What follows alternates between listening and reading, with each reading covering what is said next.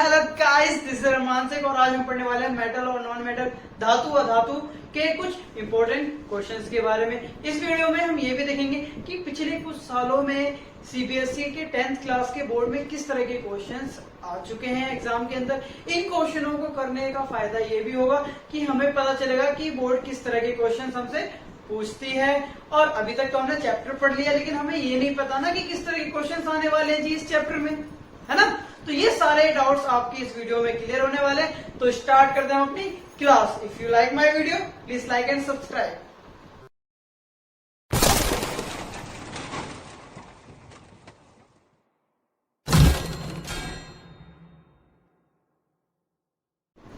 Start करते हैं अपने फर्स्ट क्वेश्चन के साथ। तो फर्स्ट क्वेश्चन क्या कह रहा है और सेकंड, ये दोनों क्वेश्चन एक ही है।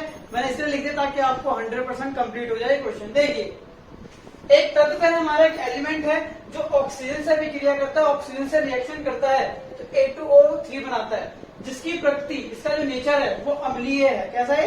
एसिडिक है। तो ए क्या होगा, धातु या अधातु? आपको ये बताना है, दोनों में से कोई एक आंसर है इसका, ठीक है। इसी तरह एक सेकंड क्वेश्चन भी देखिए, एक तत्व ए है, ये AO भी बनाता है, A2O भी बनाता है, और ऑक्साइड कैसा है? जब AO बनाता है तो ये उदासीन होता है, न्यूट्रल होता है। लेकिन जब ये AO2 बनाता है तो इसकी प्रकृति अम्लीय होती है। जैसे यहाँ पर था ना, अम्लीय, एसिडिक नेचर का होता है। क्या आप तत्व को धातु कहेंगे या अधातु कहेंगे, मेटल है या नॉन मेटल? यानी क्वेश्चन दोनों सेम है। अब देखिए, ये चीज हम पढ़ चुके हैं।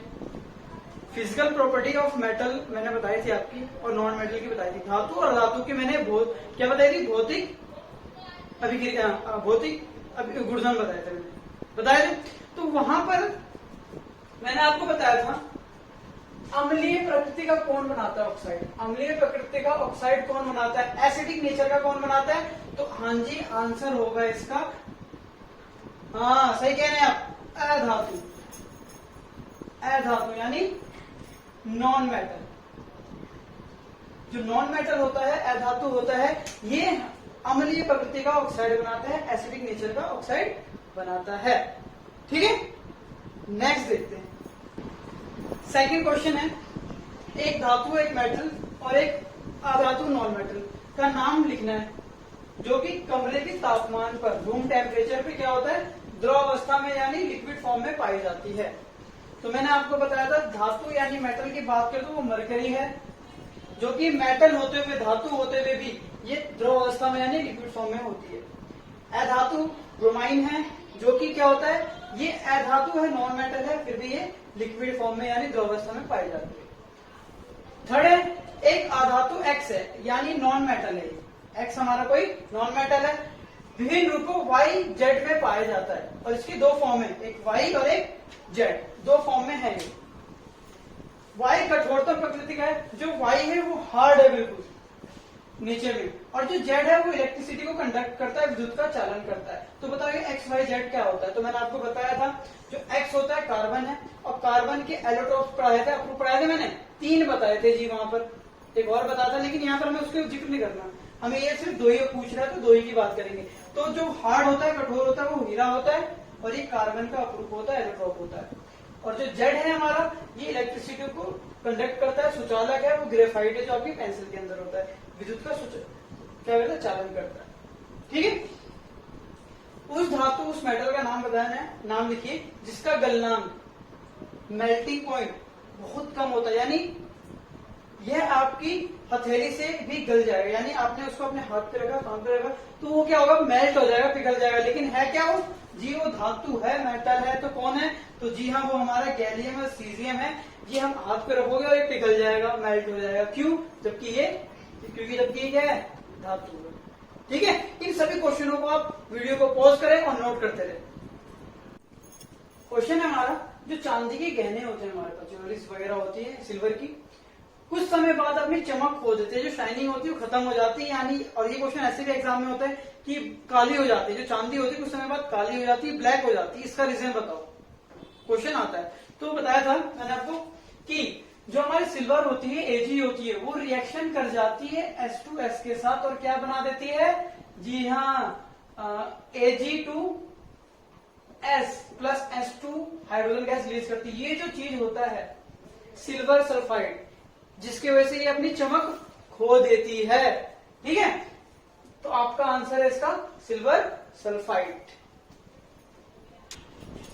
क्वेश्चन देखिए, कह रहा है जो सिल्वर होता है, कॉपर होता है, आयरन होता है, ये जब इनका क्या होता है, संक्षारित होते हैं, कोराइड करते हैं, कोरिजन करते हैं, यानी जंग लगता है जब इनके ऊपर, तो रंग परिवर्तन बताइए कैसा होता है। और इनसे जो बना यौगिक है, जो कंपाउंड है, वो भी हमें लिखना है। एक सारणी बनानी है तो हमने बना दी है यहाँ पर, इसको आप डब्बे में भी डाल सकते हैं। ठीक है, तो हमारे पास जो मेटल है, धातु है, वो तीन है, सिल्वर है, कॉपर है और आयरन है। ठीक है, जब भी सिल्वर अगर संक्षारित होती है, कोरिजन होता है, खराब होता है, तो मैंने अभी बताया था आपको, एक काले कलर का होता है, ब्लैक कलर का हो जाता है, और क्या बनाता है, Ag2S बनाता है, सिल्वर सल्फाइड बनाता है। इसी तरह जो कॉपर होता है, ये हरे कलर का हो जाता है, ग्रीन हो जाता है, और ये क्या बनाता है, कॉपर कार्बोनेट बनाता है, CuCO3 बना देता है जब ये संक्षारित हो जाता है। आयरन जो होता है हमारा, जब ये अगर संक्षारित होता है, कोरिजन करता है, तो ये लाल भूरे कलर में हो जाता है। ठीक है, रेड ब्राउन, और ये आयरन ऑक्साइड बनाता है, आयरन ऑक्साइड बनाता है Fe2O3। ठीक है, तो ये था पूरा प्रोसेस कि जब ये संचारित होते हैं, कोरिजन होते हैं, तो ये कंपाउंड बनाते हैं, यौगिक बनाते हैं, और ये उनके कलर है। इनको एज इट इज आपको लर्न करना है, याद रखना है। समझ में आया बात? देखते हैं नेक्स्ट क्वेश्चन। क्वेश्चन हमारा जो तांबा का विद्युत अपघटनीय प्रसरण के संदर्भ में निम्नलिखित का उत्तर देना है। हमें इनका आंसर देना है किसका, तांबे का विद्युत अपघटनीय कर रहे हैं हम, इलेक्ट्रोलाइटिक रिफाइनिंग करेंगे यहाँ पर, किसका, तांबे का यानी कॉपर का करेंगे। मैंने आपको ये पूरा प्रोसीजर बताया था। ठीक है, फर्स्ट क्वेश्चन कह रहा है प्रयुक्त विद्युत अपघटनीय कौन सा है, जो इलेक्ट्रोलाइटिक रिफाइनिंग है, ये कौन सा है। तो आपको बता देता हूं मैं, तांबे के पृथक्करण में जो हम कॉपर को जब हम रिफाइनिंग करते हैं, तो जो विलयन इस्तेमाल किया जाता है वो अम्लीकृत एसिडिक CuSO4 होता है।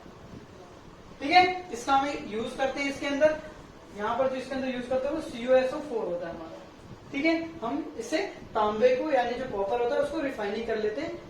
ठीक है, प्रयुक्त कैथोड और एनोड का नाम लिखिए। तो आपको बता दें, जो कैथोड होता है हमारा, कैथोड ये शुद्ध तांबा होता है, इसमें प्योर कॉपर होता है, का बना होता है।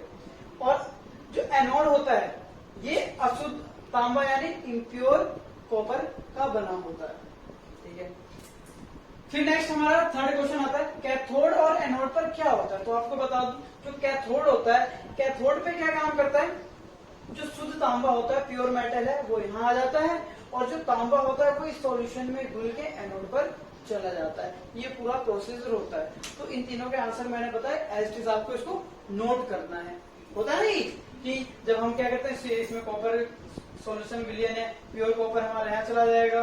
ठीक है, जो गंदगी होती है वो हमारे यहाँ पर चला जाता है, जो डस्ट वगैरह इस पर पड़ा होता है वो यहाँ चला जाता है, और एक प्योर हमारा प्योर फॉर्म में आ जाता है। क्वेश्चन है हमारा, एक हमारा अधातु है, नॉन मेटल है, जबकि भोजन का एक महत्वपूर्ण घटक है, जो हम इसको भोजन के अंदर यूज करते हैं, और दो ऑक्साइड बनाता है, बी और सी बनाता है, जो कि ऑक्साइड बनाता है यानी ऑक्सीजन से अभिक्रिया करता है। ये जब ऑक्सीजन से अभिक्रिया करता है तो बी और सी बना देता है। तो बी ऑक्साइड जो कि जहरीला है, विषैला टाइप का है, और सी जो है वैश्विक उष्मीकरण होता है, इससे मैंने ग्लोबल वार्मिंग होता है। तो देखो ए क्या है, तो ए आपका कार्बन है। कार्बन एक अधातु है, नॉन मेटल है। ठीक है, लेकिन जब ये ऑक्सीजन से अभिक्रिया करता है तो CO भी बनाता है और CO2 भी बनाता है, याद रखना। ठीक है, जब ये CO बनाता है तो इसको हम कार्बन मोनोऑक्साइड कहते हैं, और ये हमारा जहरीली गैस होती है, अगर इसको सूंघ लिया तो गया। हाँ, इसी तरह जब कार्बन हमारा C, जो कार्बन होता है, ये जब कार्बन हमारा इससे रिएक्शन करता है, किससे, ऑक्सीजन से, तो ये CO2 यानी कार्बन डाइऑक्साइड बनाता है। और आपको पता है, हमने पढ़ा था 9th क्लास में, कार्बन डाइऑक्साइड से ग्लोबल वार्मिंग होती है, वैश्विक उष्णता होती है। ठीक है, जो हमारा अधातु है कार्बन, ये भोजन का एक महत्वपूर्ण घटक इसलिए कहा गया है क्योंकि ये कार्बोहाइड्रेट, प्रोटीन और वसा का घटक होता है। कार्बोहाइड्रेट, प्रोटीन और फैट, इन तीनों में अगर देखा जाए तो कार्बन हमारे मौजूद होते हैं। ठीक है, अब देखते हैं अपना नेक्स्ट क्वेश्चन। जिप्सम का रासायनिक नाम और सूत्र लिखना है। जो हमारा जिप्सम होता है उसका केमिकल नेम और फॉर्मूला भी लिखना है। क्या होता है, जब जिप्सम को 373 केल्विन पे गर्म किया जाता है, जब हम इसको बर्न करते हैं, गर्म करते हैं, तो क्या होता है, जिप्सम का क्या हो जाता है। तो देखो सबसे पहले देखते हैं केमिकल नेम यानी रासायनिक नाम के बारे में। तो ये इसका नाम होता है कैल्शियम सल्फेट हाइड्रेट। ये कैल्शियम सल्फेट हाइड्रेट ये होता है हमारा, ठीक है। सूत्र देखा जाए तो CaSO4.2H2O होता है, इसका फॉर्मूला होता है। और क्या होता है जब हम इसको 373 केल्विन पे गर्म करते हैं यानी हम इसको हीट करते हैं। तो हीट करते हैं तो क्या होता है, ये हमारा ये एक तो ये पदार्थ देता है, सब्सटेंस देता है, और एक ये देता है। तो इसमें जो ये होता है इसको क्या कहते हैं, हाँ इसका जो नाम है पता है ना, कमेंट कर दीजिए। जी हाँ, ठीक है। तो ये हमें बनाता है। नेक्स्ट क्वेश्चन हमारा, दसाई किस प्रकार सोडियम और क्लोराइड सोडियम क्लोराइड बनाता है। संरचना में दर्शाए बंधन का प्रकार का नाम लिखिए। तो यहाँ पर ये जो NaCl बनेगा, यहाँ पर सोडियम क्लोराइड जो बनेगा यहाँ पर, तो इसको मैंने अच्छे से आपको सिखाया था। अगर आपको अभी भी कोई डाउट है तो आप डिस्क्रिप्शन में लिंक अवेलेबल है, वहां जाइए, क्लिक कीजिए और वीडियो आपकी स्क्रीन के सामने आएगी, उसको वॉच कीजिए और आपको सारा समझ में आ जाएगा कि कैसे NaCl बनता है, ठीक है।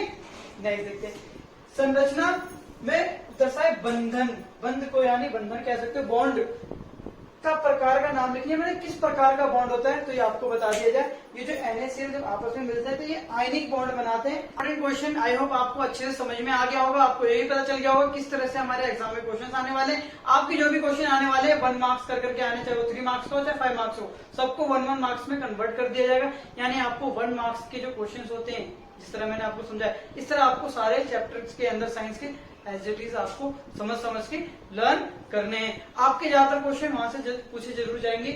जो मैंने आपको धातु के भौतिक गुणधर्म बताए थे, मेटल और नॉन मेटल के फिजिकल प्रॉपर्टी वगैरह बताई थी, उसको अच्छे से लर्न करना है। फिर यहाँ पर मैंने आयनिक कंपाउंड, आयनिक यौगिक बनाना बताया। ये जो चीज है इसको भी आपको अच्छे से सीख लेना है, यहाँ से भी आपके क्वेश्चन पूछे जाएंगे। आपको चैप्टर से रिलेटेड कोई भी डाउट है तो आप मुझे इंस्टाग्राम पे फॉलो कर सकते हैं, फेसबुक पे पूछ सकते हैं, आप हमारे व्हाट्सएप ग्रुप में ज्वाइन हो सकते हैं। कहीं पे भी आपको जहां हो सकता है वहां पर मैं आपको सोल्यूशन प्रोवाइड कराऊंगा। जो भी डाउट है आपके क्लियर होंगे, आप कमेंट कर सकते हैं, यहाँ पर भी आपको सोल्यूशन प्रोवाइड करवाया जाएगा, ठीक है। आप कमेंट जरूर कीजिए क्योंकि मैं आंसर जरूर देता हूँ कमेंट के। तो मिलते हैं नेक्स्ट क्लास में नेक्स्ट कॉन्सेप्ट के साथ, बिकॉज कॉन्सेप्ट इज पावर।